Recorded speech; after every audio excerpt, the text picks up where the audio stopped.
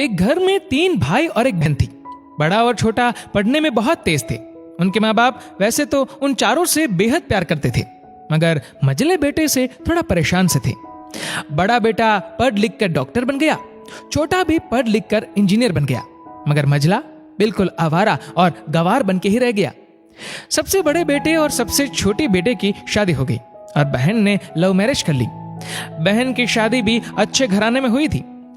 आखिर उसके 2 भाई डॉक्टर और इंजीनियर जो थे, लेकिन मझले को कोई लड़की नहीं मिल रही थी। बाप भी परेशान था और माँ भी परेशान थी। बहन जब भी मायके आती सबसे पहले छोटे भाई और बड़े भैया से मिलती, मगर मझले से कम ही मिलती थी, क्योंकि वह न तो कुछ दे सकता था और न ही वह जल्दी घर पे मिलता था। वैसे वह दिहाड़ी मजदूरी करता था। पढ़ नहीं सका तो नौकरी कौन देता। मझले की शादी किए बिना पिताजी गुजर गए।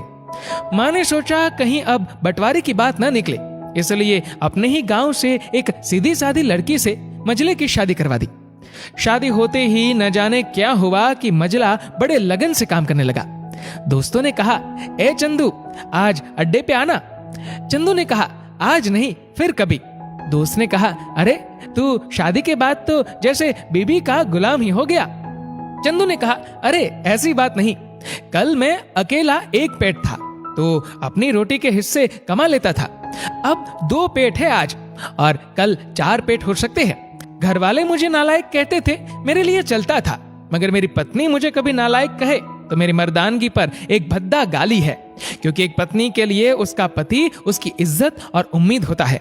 उसके घर वालों ने भी तो मुझ पर भरोसा करके ही तो अपनी बेटी दी होगी, फिर उनका भरोसा कैसे तोड़ सकता हूँ।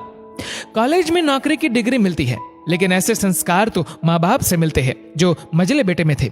इधर घर पे बड़ा और छोटा भाई और उनकी पत्नियां मिलकर आपस में फैसला करते हैं कि जायदाद का बंटवारा हो जाए, क्योंकि हम दोनों लाखों कमाते हैं मगर मझला ना के बराबर कमाता है। लेकिन माँ मन ही मन मझले बेटे से बहुत प्यार करती थी और उसकी बहुत देखभाल भी करती थी, इसलिए वह बंटवारा नहीं चाहती थी। उसने बंटवारे के लिए दोनों बेटों को मना किया, लेकिन माँ के लाख मना करने पर भी बंटवारा की तारीख तय होती है। बहन भी आ जाती है, मगर चंदू है कि काम पे निकलने को बाहर जा रहा है। उसके दोनों भाई उसको पकड़कर भीतर लाकर बोलते हैं कि आज तो रुक जा, बंटवारा कर ही लेते हैं। वकील कहता है सबको साइन करना पड़ेगा। चंदू ने कहा, तुम लोग बंटवारा करो, मेरे हिस्से में जो समझ में आए दे देना, मैं शाम को आकर अपना बड़ा सा अंगूठा चिपका दूंगा पेपर पर। बहन ने कहा, अरे बेवकूफ, तू गवार का गवार ही रहेगा, तेरी किस्मत अच्छी है कि तुझे इतने अच्छे भाई और भैया मिले। माँ ने कहा, अरे चंदू, आज रुक जा, बंटवारे में कुल 10 बीघा जमीन में दोनों भाई 5-5 रख लेते हैं और चंदू को पुश्तैनी घर छोड़ देते हैं। तभी चंदू जोर से चिल्लाता है, अरे फिर हमारी छुटकी का हिस्सा कौन सा है। दोनों भाई हंसकर बोलते हैं, अरे मूर्ख, बंटवारा भाइयों में होता है और बहनों के हिस्सों में सिर्फ उसका मायका ही है। चंदू ने कहा, ओ, शायद पढ़ा लिखा न होना भी मूर्खता ही है।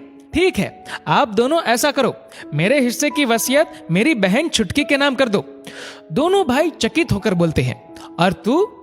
चंदू माँ की ओर देख के मुस्कुराते बोलता है, मेरे हिस्से में माँ है ना। फिर अपनी बीबी की ओर देखकर बोलता है मुस्कुरा के, क्यों चंदूनी जी, क्या मैंने गलत कहा? चंदूनी अपनी सांस से लिपट कर कहती है, इससे बड़ी वसीयत क्या होगी मेरे लिए कि मुझे माँ जैसी सासू मिली और बाप जैसा ख्याल रखने वाला पति।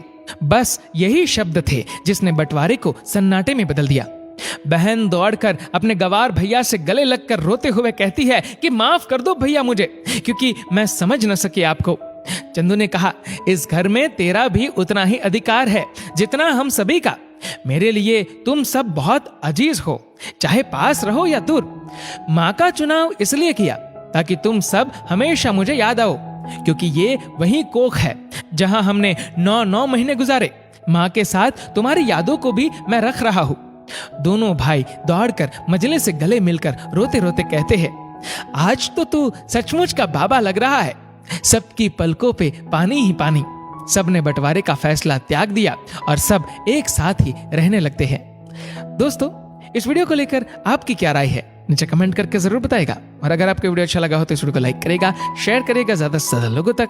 और ऐसे ही और भी इंस्पिरेशनल वीडियोस के लिए सब्सक्राइब करें हमारे यूट्यूब चैनल को और फेसबुक पर फॉलो करें हमारे पेज को। धन्यवाद।